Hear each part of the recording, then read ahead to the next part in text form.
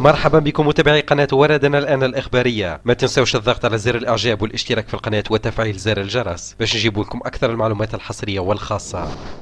تعيش تونس على وقع تلويح النقابات بتنفيذ سلسلة من الإضرابات في قطاعات حيوية مثل البريد والتعليم والبلديات. ويعد هذا مؤشرا واضحا على أن الاتحاد العام التونسي للشغل قد اختار التصعيد مع الرئيس قيس سعيد، ما قد يؤدي إلى صدام شامل. ويأتي هذا في وقت تعيش فيه البلاد وضعا ماليا صعبا، ولا تتحمل أي خسائر جديدة تحت وقع الإضرابات.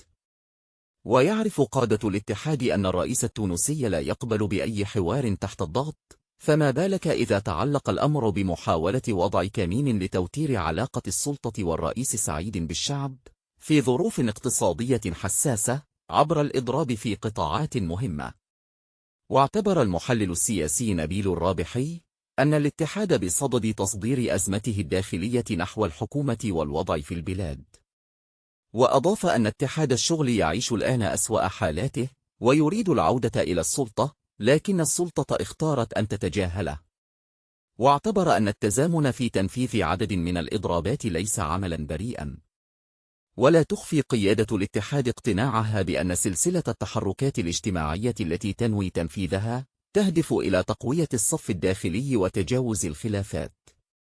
وفي المقابل خصص لهم الرئيس قيس سعيد إطارا واضحا ينشطون فيه، لا يتجاوز الدور النقابي مع عدم الاقتراب من المربع السياسي.